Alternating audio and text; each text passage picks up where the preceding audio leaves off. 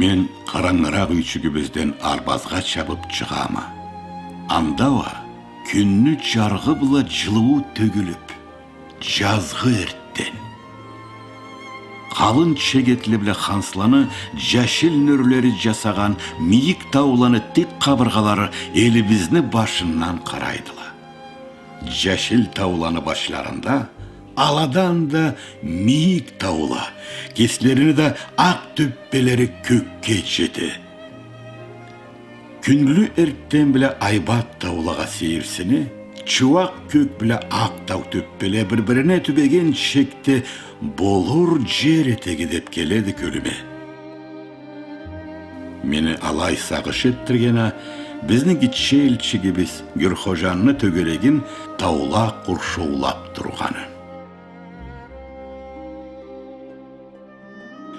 Беттеу бұз атлы есіме жазылып қалған сәбилігіме әм алғы сұратыды. Мені жашау жолым хаманда күллі болмағанды. Боранда, желде барыға да түшкенді аңға. Ол жарық әрттені есімде жашайды. Кесіме бұ дүнияда ол күннен бері ескереме.